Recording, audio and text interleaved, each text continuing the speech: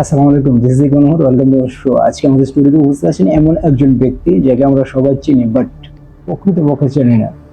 তিনি আর কেউ নন, মিস্টার শয়তান। Welcome to our show. Mister শয়তান, আজকে আমরা আপনার সম্পর্কে জানবো, আপনি কিভাবে মানুষকে ধোঁকা দেন এবং আমাদের যে অন্তরের ভেতরে আপনি কিভাবে ঢুকেছেন। আপনার স্টুডিওতে আসতে পেরে আমি আসলে খুব আনন্দিত। বিষয় হচ্ছে যে, উম, আমি এক একজন মানুষ এক একভাবে ধোকা দিই। যুবকরা একভাবে দিই, আবার যারা বুড়া আছে, মধ্যবয়স্ক আছে, হেরারা একভাবে দিই। বুড়া যারা আছে হেরারা কই যে পাক করছে ইডা হিডা, আর তো বাঁচাম 60 বছর জন বাচ্চা গেছি গা, আর মনে হয় 20-30 বছর বাঁচাম। আচ্ছা, মরার আগে তুবা করে নিয়ে আমরা একদিন ফুটুস টাকা মইরা শিক্ষাবের অবস্থায় গেল গা, অনেক ইমান হারা করে যাইরা দিই। আর যারা যুবক আছে তাদেরকে আপনি কিভাবে ধোকা দেন?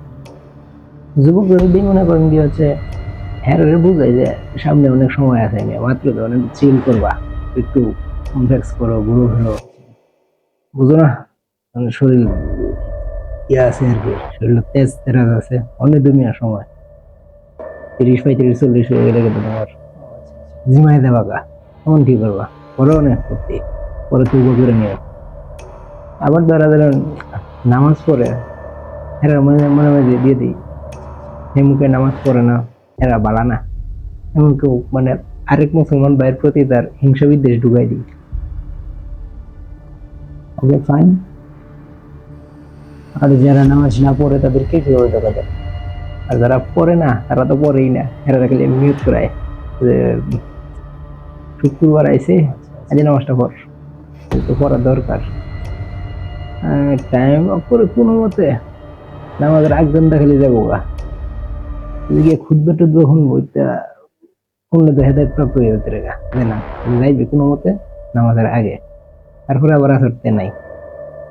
দ্বিতীয় কথা, আচ্ছা আর একটু বয়স হোক, পড়াম না, আগামী শুক্রবারতে পড়াম, আগামী রমজানতে নামাজ পড়াম, আগামী ইমুক্তিরিক্তে নামাজ পড়াম, এইসব চিন্তা মনে মধ্যে দিয়ে দিয়ে এখন দিন পাস করি। এক সময় চিন্তা করতে করতে দূর হয়ে জায়গা, নামাজ আর রীতিমতো পড়া হয় না।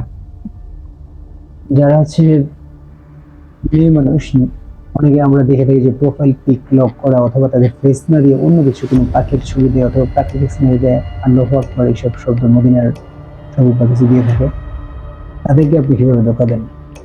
সেই রান আছে না, অনেকের পর্দা করার খুব দিই, বিভিন্ন ফেসবুকের ইসলামিক পোস্টে লাইক মারে, কমেন্ট করে, হাত মোজা পাও মোজা ফিন্দা ঘুরে, হ্যাঁ আবার অন্যভাবে একটু দুর্বল করি।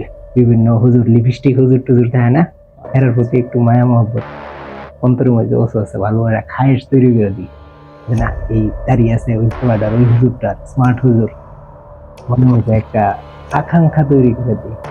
এই ধরনের হুজুর যদি পাইতাম জীবনে, জীবন ধন্য হয়ে যেত।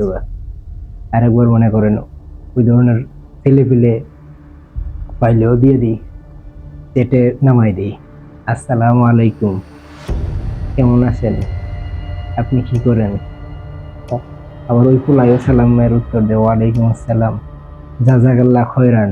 এই ইত্যাদি ইত্যাদি শব্দ দিয়ে মনে করেন ভাষায় এরা বুঝেই না, যারা ইসলামের ভিতরে আসলে নাই। আরেকটা বিষয় আমাদের জানা ছিল দর্শকের এবং প্লাস আমার নিজেরও, যারা আলেম মানুষ আপনার সম্পর্কে কোরআনে হাদিসে বিশদভাবে জেনেছেন, পড়াশোনা করেছেন, অধ্যয়ন করেছেন, তারা তো জানে আপনি শয়তান এবং আপনি মানুষকে ধোঁকা দেন। তাহলে এইসব আলেমদেরকে আপনি কিভাবে ধোঁকা দেন? আলেমরা মুক্তিরা, এরা হচ্ছে এই দল ওই দল, হেরার কাছে ভিতরে হিংসা, না আমরা অমুক ভার্সিটি, অমুক মাদ্রাসা, অমুক জায়গায় পড়ছি, এটা কি আমরা ভুল করছি নাকি? আরেকজনের প্রতি যে সম্মান দেওয়া লাগবো, আরেক হুজুরের প্রতি যাচাই করি ঠান্ডা মাথায় না, এক জায়গায় দিয়ে ঝগড়া, এরা অমুকের দালাল, তমুকের দালাল, তারা অমুক তমুক হইয়া নিজের মাঝে একটা দ্বন্দ্ব তৈরি করে দেয়।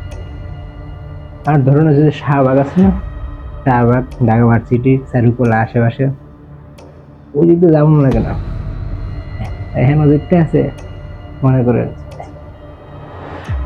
এরা হচ্ছে আমার বড় ভাই, এরা আছে সংস্কৃতি লইয়া, 1000 বছরের উৎসব লইয়া, ঠিক আছে, ঝাঁটি অধিকার এমন টেমন লইয়া লাফালাফি কর, এর কাছে আমার ওই যে পর্দা দেয় নাকি গেছি না একবার, এই যে ডোজ দিয়ে আইছে সেই ডোজ অনেক চলতেছে বাংলাদেশেও। এর কাছে যেমন লাগে না। ধন্যবাদ। প্রিয় দর্শক, আমরা শুনছিলাম শয়তান মানুষকে কিভাবে বিভিন্ন পন্থা বিভিন্ন উপায়ে ধোঁকা দিয়ে থাকে, এবং এই সমস্ত ধোঁকা তারা পজিটিভ ওয়েতে কিন্তু আমাদের নকশের ভিতরে, মনের ভেতরে ঢুকিয়ে দেয়। সো বিষয়গুলো আমরা আজকে জানলাম। শয়তানের ক্ষতি থেকে আমরা নিজেদেরকে হেফাজত করার চেষ্টা করব। আল্লাহ তাআলা যাতে আমাদেরকে হেফাজত করেন। আমিন।